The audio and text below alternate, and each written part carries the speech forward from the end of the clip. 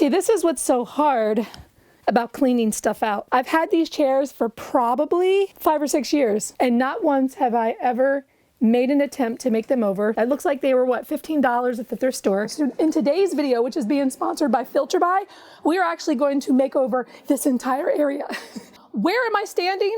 I am in my utility room. This is like one of 2 places that I'm most embarrassed of because it's been this catch-all for fabric, for furniture that I haven't made over yet, for rugs that we don't even use anymore. I mean, it's ridiculous. And now we've got some repairs that we need to do in here to the water heater. I've got to replace my filters in my furnace, and there's just not a lot of space to move around in here. So we're gonna be able to walk in, find what we need, get rid of supplies that we're no longer using, change our filters, find a place to store our filters so we can make sure that we've got clean filters for the entire year, and hopefully create more storage in here that's organized. So are you ready to do this? Let's jump into this project right now. You know, your utility room is like the heart of your home. It's got your water main coming into the home. You've got your furnace and your filters and your water heater, most likely. But mine was just a dark, dirty, dingy place filled with cobwebs, and I wouldn't go down there. And as a result, I kind of lost track of the most important maintenance things that I was supposed to do in my home. But this was the most important thing, which was cleaning everything out, organizing it so that everything that was essential needed to be in there. Anything that didn't need to be in there needed to be removed. I couldn't believe I kept some of these things. What in the world? An empty box. Lovely, lovely. Why am I holding on to this for like years? And other things that you discover you can't believe you haven't been using that you've just had in storage. So this was a lot of fun trying to challenge myself to do a dip, which I'm still not quite there. But it was also fun to play around on this back stretcher that I kind of forgot we had. It was just tucked back in the corner. So I had a little bit of fun with that. Wasn't sure I was going to be able to pull myself up. And then my son came home from school and he wanted to play around on it.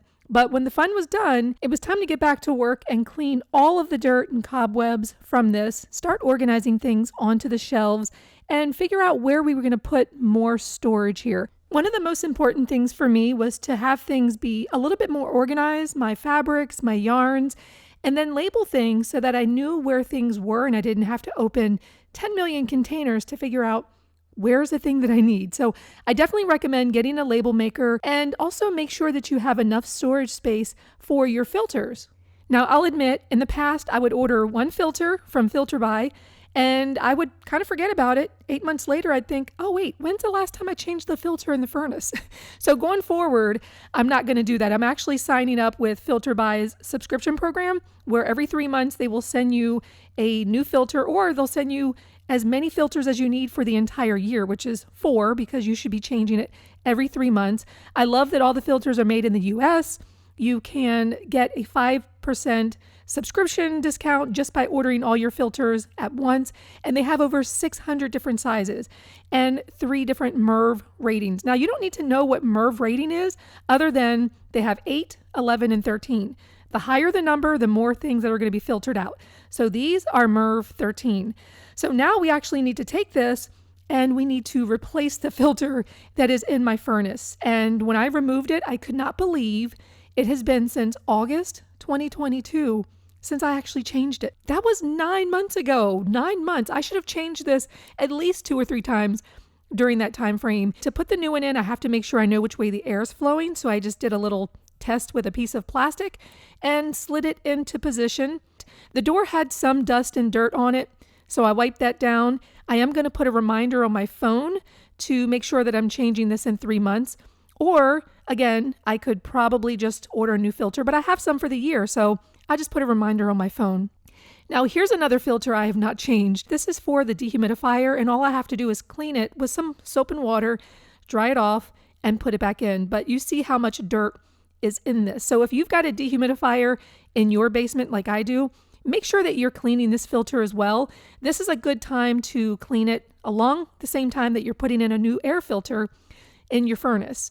So this is something else that I'll be much more mindful of going forward. Next up, it was time to paint the 2 or 3 pieces of drywall that were in the utility room. These were just extra pieces that a contractor had put up years ago. They weren't taped, they weren't mudded, They're literally just pieces of drywall that serve no purpose, but I thought this would be a great area to put a couple coats of paint and then hang a pegboard. But while this was drying, it was time to move on to the other area of the utility room to create some extra storage. Now, as a DIYer, I have tons of spray paint, I have tons of furniture paint, and they're usually all just bunched together. I don't know what I have and what I don't have.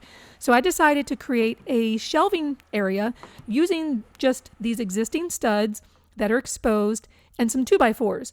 And I cut them to length and used a miter saw in order to cut them, made sure that they were level, and used 2.5-inch screws to secure them to the existing studs. Now, here's a little tip.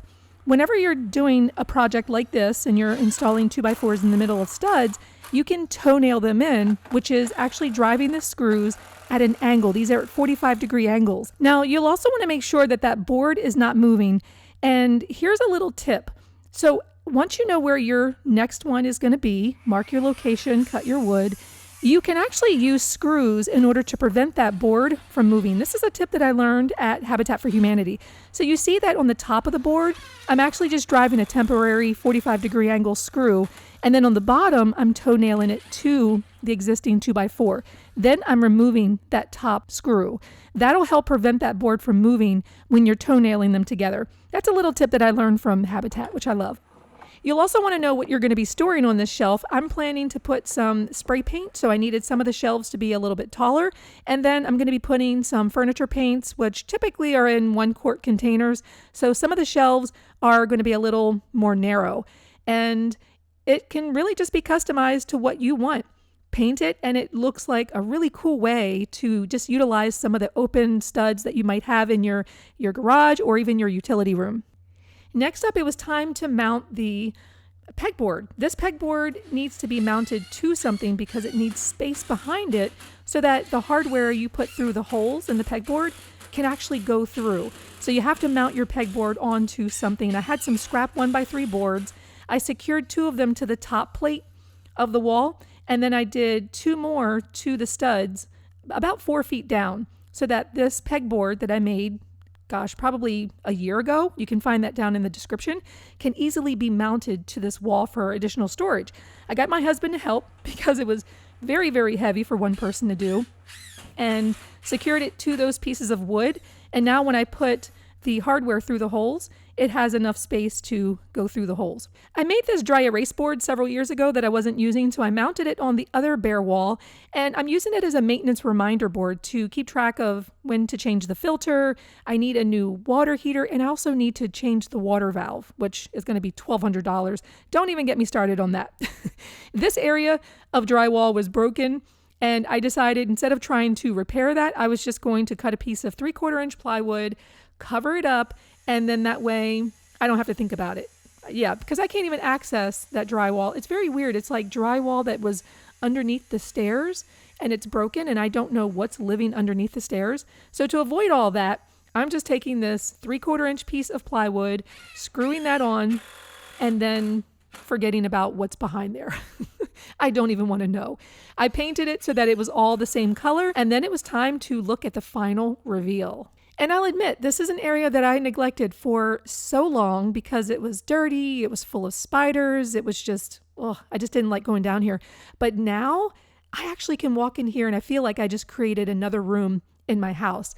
You know, what was this bare space in the wall and the void here became this almost like a paint shop in my basement. Now I can actually see what materials I have instead of going to the store and buying multiples of things that I already have. Now you might be wondering, did you put a bench down there? No, that's my Christmas tree. It's so large I couldn't fit it on the shelf. So I thought, well, if I just cover it up with some vinyl fabric and put some pillows, I can make like a bench. And that's what I did. So I'm just totally disguising it here. Whenever Christmas comes around, I don't have to dig through piles to get to my tree. It's literally right there in front of me. But the most important is that now this room is accessible so that we can make sure that we're maintaining all the things that have to be maintained. The air filters need to be changed regularly every 3 months. The water heater needs to be replaced. That was leaking. And also the water valve has to be replaced because that's leaking. It's in pretty bad condition. I hope that you love this makeover. I love this. I hope it inspires you and motivates you to go to your own utility rooms, to go to your own utility closets or that spare bedroom or whatever place in your home where you've been stacking stuff up and just letting it build up and you think, I got to get to this. I got to do it. This video is your motivation. Go and do it. Send me an email, serena@thriftdiving.com. I want to see your pictures. I want to see how your makeovers look for your utility rooms, your closet, your broom closets, whatever place where you need to get organized and create more storage. A big thanks to FilterBuy for sponsoring this. Please do support them. Go to filterbuy.com for more information on them and sign up for their subscription service because you can get all your filters magically arriving on your doorstep so that you don't have to think about it. Okay guys, I enjoyed this project. I hope you did. If you enjoyed it, give it a thumbs up, leave a comment down below, and I will see you next video.